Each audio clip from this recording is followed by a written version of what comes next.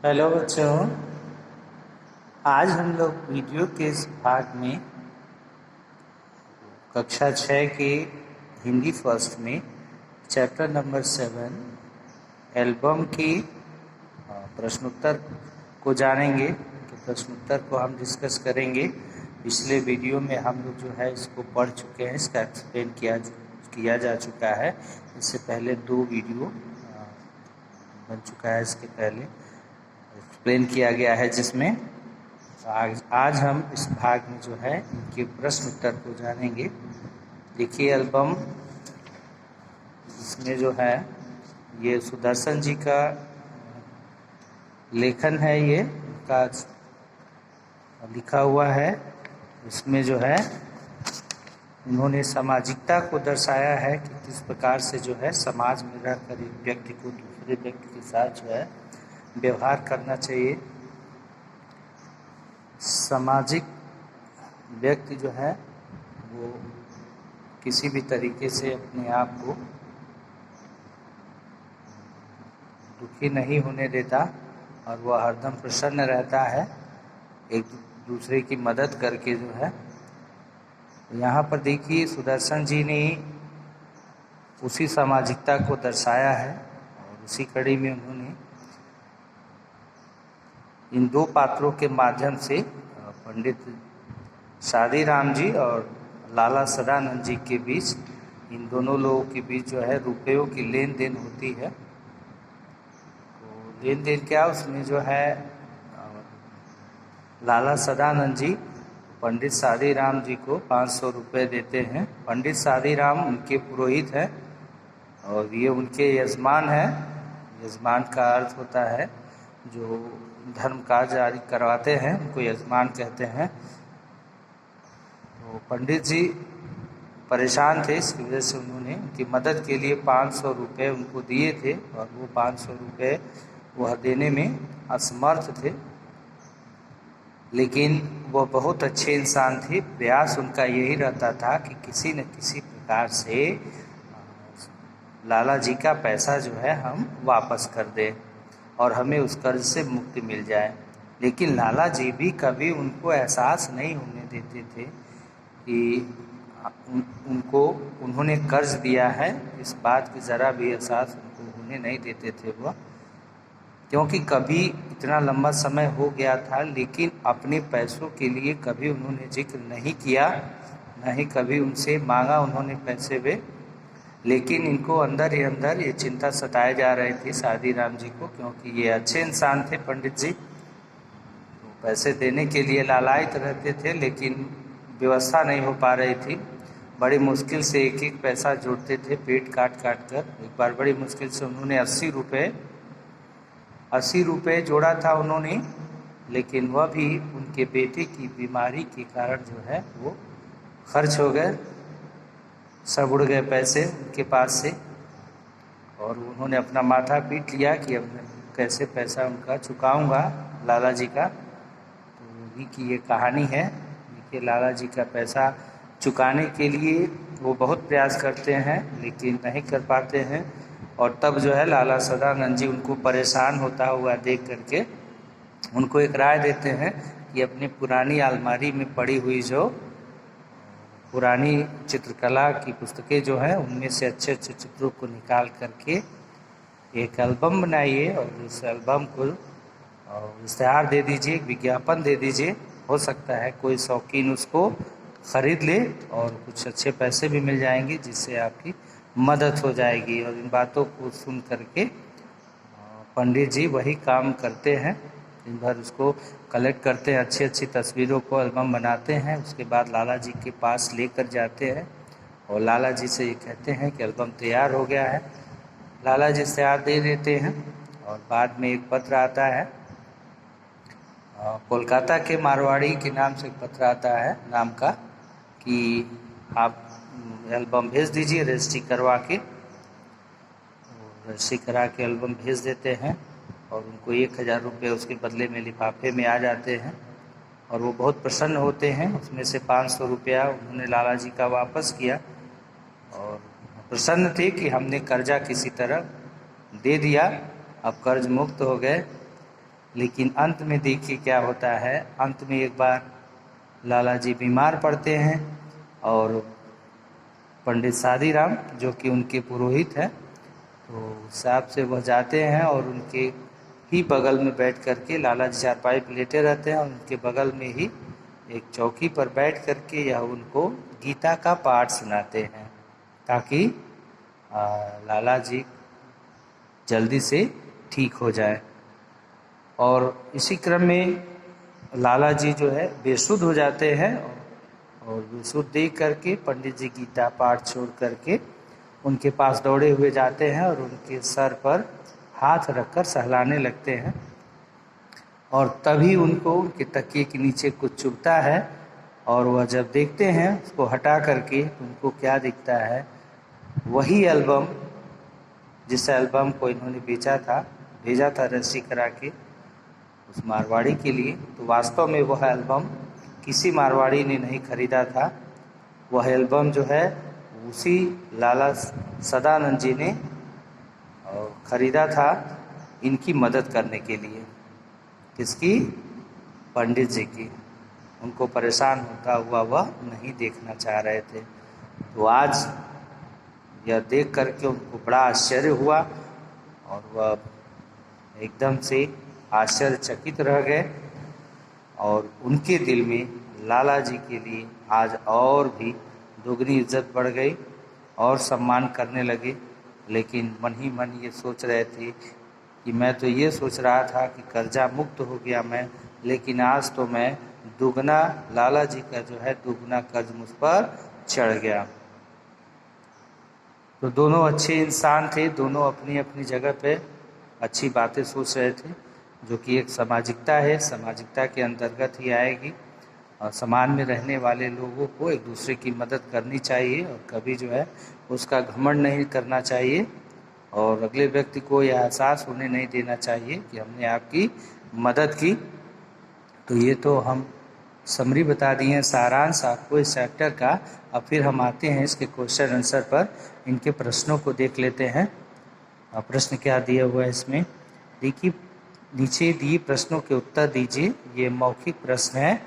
मौखिक प्रश्न में पहला प्रश्न जो है, पंडित सादीराम पर कितने रुपए का ऋण था? पंडित सादीराम पर कितने रुपए का ऋण था? तो पंडित सादीराम पर जो है वो 500 रुपए का ऋण था। पंडित सादीराम ने किससे ऋण लिया था? तो पंडित सादीराम ने लाला सदानंद जी यानी अपने यजमान लाला सदानंद जी से ऋण लिया था। पंडित सादीराम की यहाँ किस प्रकार की पत्रिकाएं थी? तो पंडित सादीराम के यहाँ जो है वह अच्छे अच्छे चित्रकला की पत्रिकाएं थी। फोटो एल्बम कितने में बिकी? तो फोटो एल्बम जो है वो 1000 रुपये में बिकी। एल्बम किसने और कितने में खरीदी? तो एल्बम को किसने खरीदा था? एल्बम को लाला सदानंद जी ने 1000 रुपये में खरीदी। एल्बम को लाला सदानंद जी ने 1000 रुपये में खरीदी। तो ये तो मौखिक प्रश्न। अब हम देखते हैं लिखित प्रश्न, लघुत्तरी प्रश्न। लघुत्तरी प्रश्न, पंडित सादीराम क्यों परेशान थे? पंडित सादीराम क्यों परेशान थे? तो पंडित सादीराम इसलिए परेशान थे क्योंकि उन्हें लाला सदानंद जी के पैसे वापस करने थे। लाला सदानंद जी से उन्होंने 500 रुपये कर्ज के रूप में लिए थे जिनको वे दे नहीं पा रहे थे, इसलिए वे परेशान थे।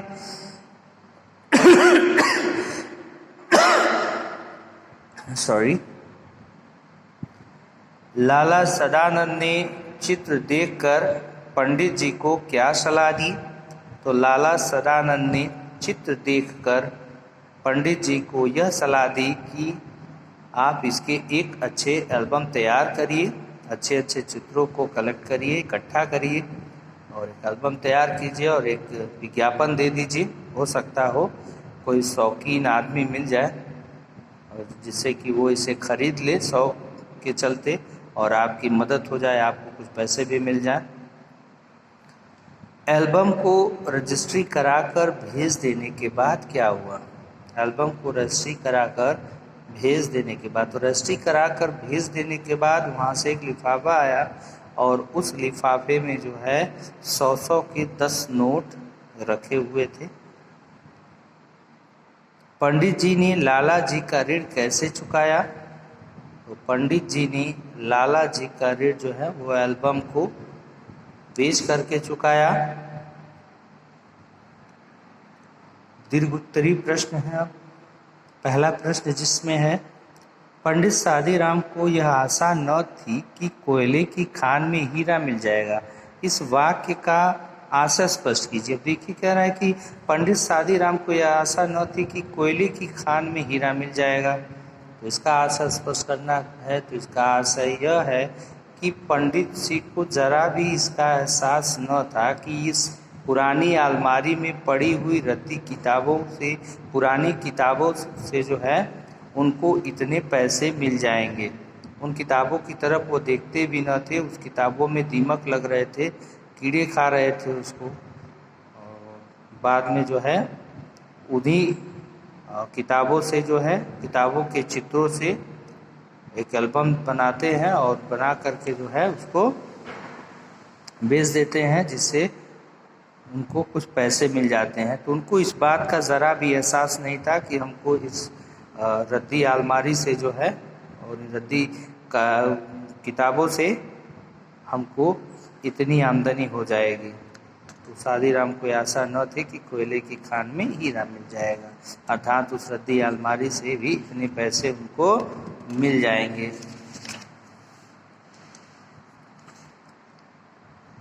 अगला प्रश्न देखिए, कह रहा कहानी के आधार पर लाला सदानंद की चारित्रिक विशेषताएं लिखिए। कहानी के आधार पर लाला सदानंद की चारित्रिक विशेषताएं, यानी कहानी आप लोग पढ़े हैं। कहानी में देखिए कि लाला सदानंद के चरित्र की विशेषताएं, यानी उनका व्यवहार किस प्रकार का था, वो कैसे आदमी थे। तो लाला जी एक अच्छे आदमी थे, सामाजिक व्यक्ति थे और उनका चरित्र अच्छा था, क्योंकि वह एक यजमान भी थे। यजमान का मतलब जो धार्मिक काम काज कराते हैं, तो धार्मिक कार्यों को कराने वाले को हम यजमान कहते हैं। तो वह यजमान थे और एक मानवता का गुण उनके अंदर जो होना चाहिए वो सारे गुण थे। वह परेशान व्यक्तियों की मदद करते थे, जिस प्रकार उन्होंने अपने पुरोहित की मदद की, उसको तो देख के यही लगता है कि मानवता जो है उनके अंदर कूट कूट कर भरी थी, क्योंकि उन्होंने अपने मित्र की मदद भी की और पुरोहित की, और किसी से कहा भी नहीं, उसका एहसास भी नहीं होने दिया। तो चरित्र की उनकी ये विशेषताएं थी कि वह सामाजिक थे, वह व्यक्तियों की मदद करते थे, परेशान व्यक्तियों की, और मदद करने के बाद वह अगले व्यक्ति को एहसास भी नहीं होने देते थे, और ज़रा सा उनके अंदर किसी प्रकार का घमंड भी नहीं था। तो ये सारी विशेषताएं हैं उनकी।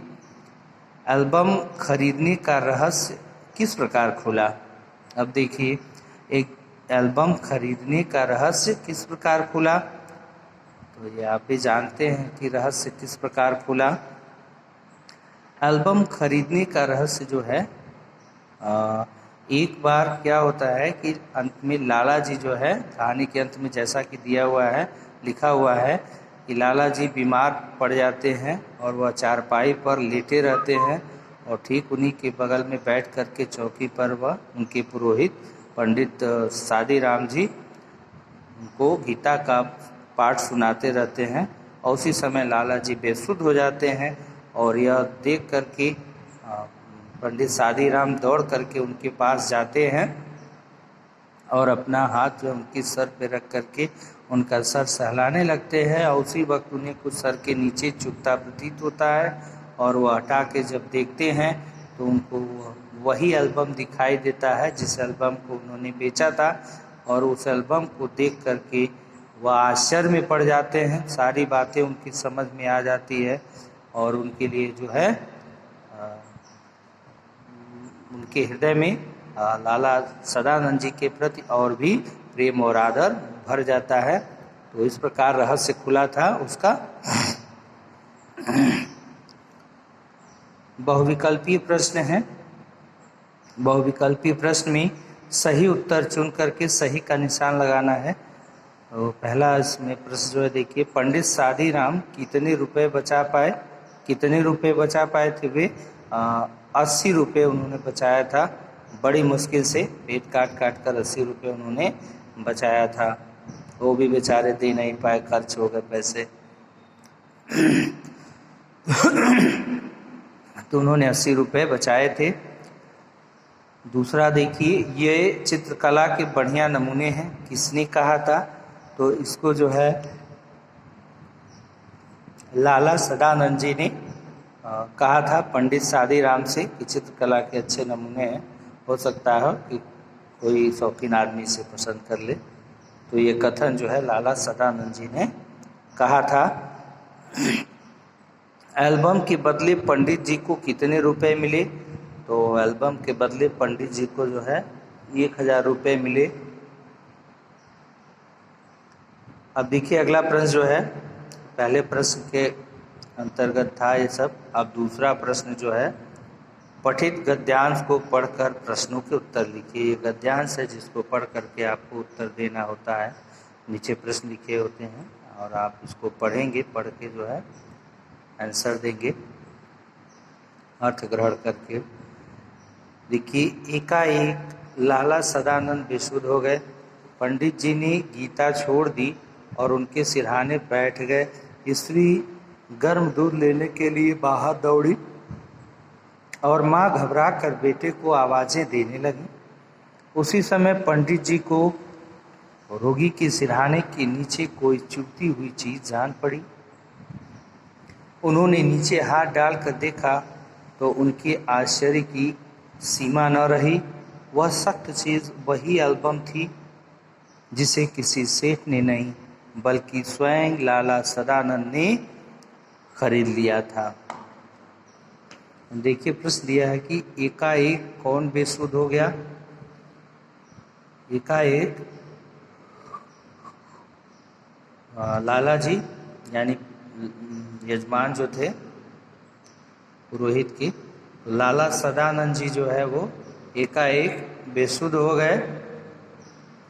पंडित जी रोगी के सिरहाने पर क्या कर रहे थे? तो पंडित जी जो है रोगी के सिरहाने पर बैठ करके उनके सर को सहला रहे थे। लाला सदानंद के सिरहाने के नीचे क्या छिपा हुआ था?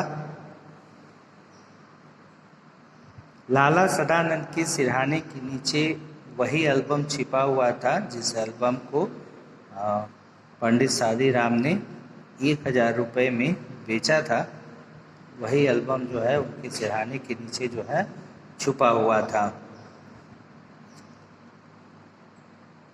अगला देखिए प्रश्न, कुछ व्याकरण से प्रश्न दिए हुए हैं। इसमें कह रहा है कि जो शब्द संज्ञा के स्थान पर प्रयोग किए जाते हैं उन्हें सर्वनाम कहते हैं। जैसे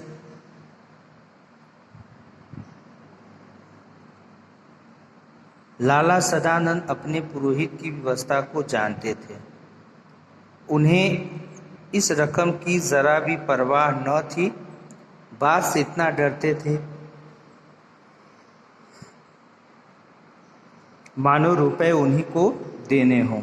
देखिए जो ये ऋण है अपने यानी स्वयं के लिए, तो अपने पुरोहित को की व्यवस्था को जानते थे। ये सर्वनाम है, फिर उन्हें है, फिर उन्हीं है, को देने हो। यानी जो शब्द संज्ञा के स्थान पर प्रयोग किए जाते हैं उन्हें हम सर्वनाम कहते हैं। इन वाक्यों में लाला सदानंद के लिए अपने, वे, उन्हें और उन्हीं शब्दों का प्रयोग हुआ है। संज्ञा के स्थान पर प्रयुक्त हुए इन शब्दों को ही सर्वनाम कहते हैं। शेष भाग हम अगले वीडियो में पढ़ेंगे इसको। तब तक के लिए student take care, bye bye.